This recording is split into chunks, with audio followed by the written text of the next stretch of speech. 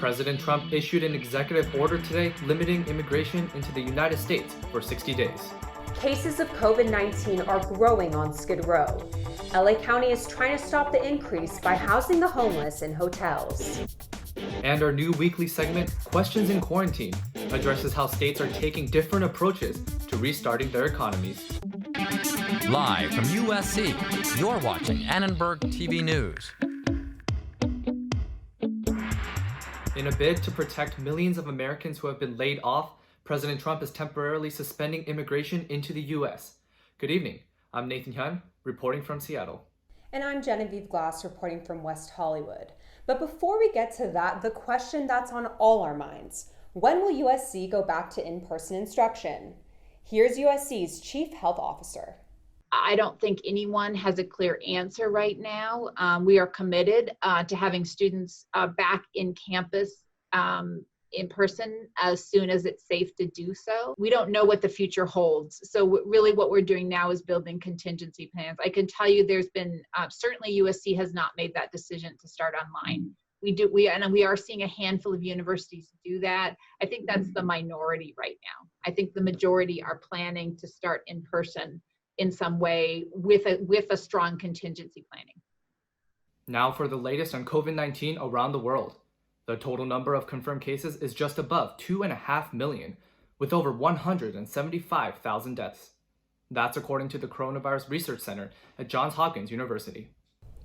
According to the CDC, the coronavirus infection growth rate in the U.S. decreased from 4.5% to 3.3% over the past week.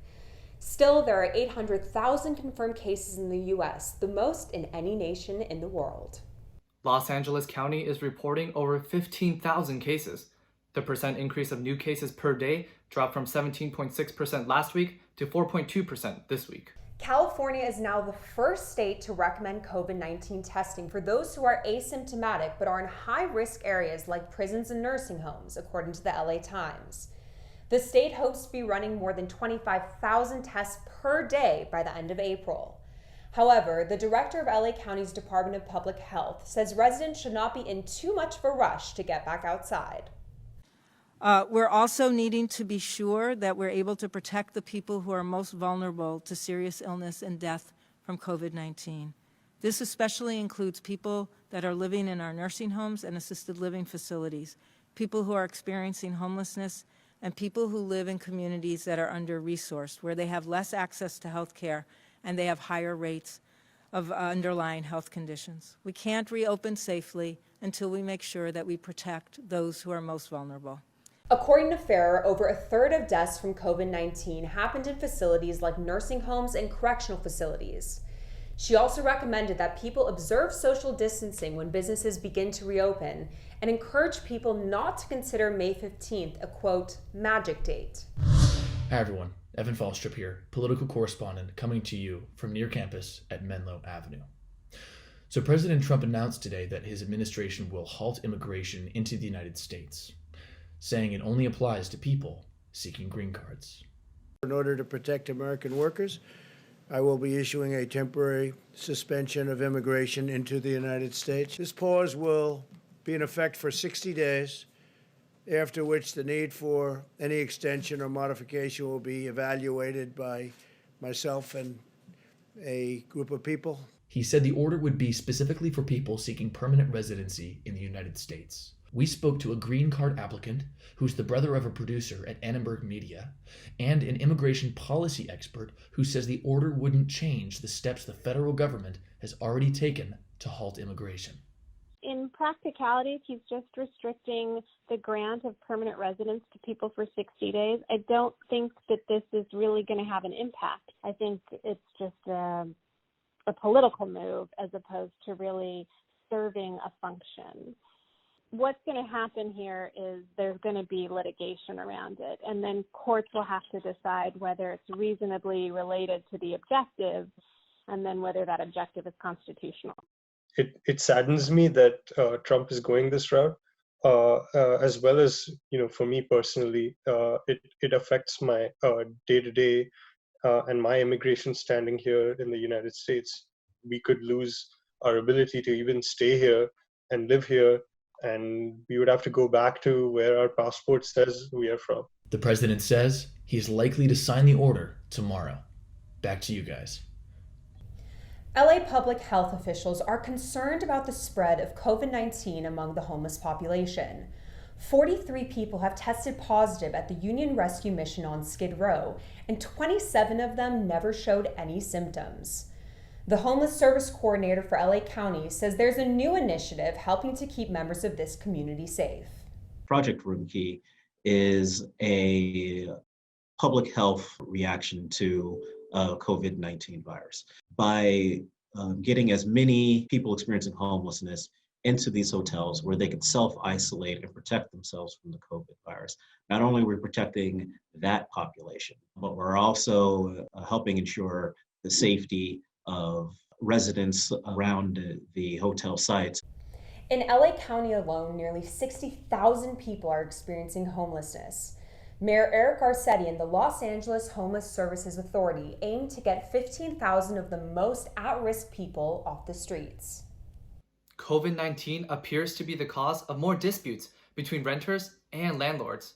According to USC-based publication Crosstown Los Angeles, the number of LAPD responses to these disputes spiked April 1st, the day rent is due. We spoke to a Crosstown reporter about the findings. I know in the first 5 days of April, there were like nearly 400 calls. Like I said, the daily average calls for January was only 19. In March, it was 22. And then for April, it was 56. Hopefully, tenants and landlords can kind of like understand that everyone's in the same boat. But I'm hoping that the city council definitely, takes this more serious, because I think that this is definitely a sign that people are definitely struggling with the circumstances that we're under right now. When rent was due, the number of calls to LAPD about landlord-tenant disputes shot up to 100. That's nearly 5 times the average daily number of calls last month, and a likely indicator of the financial stress renters are feeling. Some students in off-campus housing are having trouble paying the rent. Annenberg Media spoke to a housing and public policy expert about tenant rights and responsibilities, and to a student having problems with her landlord. Our landlord sent out an email that was like, hey, we're expecting you to pay on time. If you can't, you can just set up a payment plan with us, which is not really that accommodating when we had asked for more help or sympathy on the situation. They're really guilt tripping everyone who's in the house, regardless of whether or not they're able to pay, even though we have people who have specifically reached out to them. What we've seen since the crisis hit is that there has been an eviction moratorium.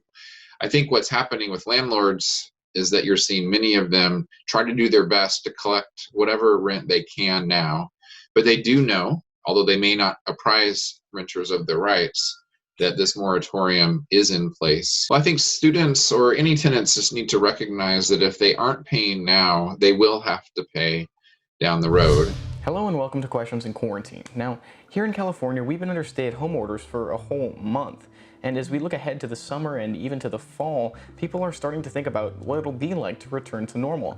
But what does that even look like? Well, today's question in quarantine is how and when will quarantine end? The White House released broad guidelines that outline 3 phases each community will go through once it's been determined that they're far enough past the peak of the virus's effects. During the first phase, vulnerable individuals, older people, and those with compromised immune systems continue to stay home and physical distancing remains in place. Remote working is encouraged and employees can return to work in phases. Theaters and gyms can reopen under strict social distancing, but schools and bars will remain closed. Social gatherings are limited to 10 people or less. During the second phase, vulnerable individuals should remain home. Schools and daycares can reopen, and bars can reopen with precautions and reduced capacity. Non-essential travel can resume, and the limit on social gatherings is raised from 10 people to 50 people or less. In the third phase, vulnerable individuals can start going out again, but should maintain physical distancing. People can return to work, and visits to hospitals and nursing homes can resume. Everyone should avoid crowds and continue to practice good hygiene. So when will this phased reopening start? The guidelines leave it up to the discretion of state governors, but recommend a demonstrated downward trend in cases over a 14-day period. Some state governors, like Governor Brian Kemp of Georgia, announced that some businesses will be allowed to open as early as this week, against the advice of some public health professionals. We're probably going to see our cases continue to go up, but we're a lot better prepared for that now than we were over a month ago. Here in California, Governor Newsom warns the state still doesn't have the widespread ability to track the virus, and that schools and businesses need to be able to support physical distancing before they reopen. He says there's no precise timeline for when the state will start to relax measures. Practicing physical distancing has worked to keep those numbers relatively modest in terms of growth. But if we pull back too quickly, those numbers will go through the roof. And I don't think any of the people in their goodwill and the spirit which they are wanting to loosen things up want to see those numbers increase. Now, health experts say that we're still in the middle of a crisis, and we should act like it. We should keep doing what we're doing so that we all get through it. But when the time comes for quarantine to end, this is what it could look like. That's it for today's Question in Quarantine. Back to you guys. I'm Sylvie Sparks reporting from Los Angeles. Corey Foreman, the #1 football recruit for the class of 2021, has decommitted from Clemson. The defensive lineman and Southern California native cited distance from home as a factor in his decision, according to The Athletic. His decommitment is a second chance for the Trojans. USC has made a concerted effort to keep top prospects from leaving California. Foreman is the first #1 overall recruit since 2012 to decommit from anywhere. USC commit Brandon Campbell, a running back for the class of 2021, responded to the news saying, "I got some work to do." Foreman also considered Alabama, Ohio State, and Georgia before his commitment to Clemson this January. But USC is the expected front runner now that he wants to be closer to home. Now let's toss it to Trevor Denton for more USC football news. Thank you, Sylvie. I'm Trevor Denton reporting from Los Angeles. This week I caught up with USC running back Marquise Stepp, and he's eager to get back on the field after injuring his ankle last October. In fact, he hasn't played a full season injury-free since his sophomore year of high school. I give everything. That's all I want. Just injury-free, healthy, and just be able to play football. Stepp has been rehabbing his ankle every day, trying to get it better. He says it feels a lot closer to 100% finally. That's a frightening sight for Pac-12 defenders everywhere. Last year, he averaged 6.4 yards per carry, but this year, he wants to become even more of a well-rounded offensive weapon. I feel like all the situations I played in this year, it was just like I had to be the pound guy. I want to continue to work on my route running and catching out the backfield. So I want to become like a Saquon Barkley, something like that, and a Christian McCaffrey, where they just work on their overall game is just everything they do is just great. Time will tell if Stepp becomes USC's next great running back. For now, he's working every day to try to get healthy for the 2020 season. That's all we have for sports. With more people worldwide forced to stay at home, streaming services have seen increases in viewership. Netflix added close to 16 million subscribers between January and March of this year. That's more than double their 7 million estimate. According to Nielsen estimates, Tiger King reached 34.3 million unique viewers within its first 10 days of release. Tiger King's premiere was only 2 million viewers short of the Netflix record set by Stranger Things Season 3. But despite such positive reviews, Netflix released a letter to shareholders saying these boosts are likely only short-term gains. Thank you for watching. We will continue to post newscasts here on Annenberg Media's YouTube channel. And for more coverage on COVID-19, head to uscannenbergmedia.com. Have a great night and see you next week.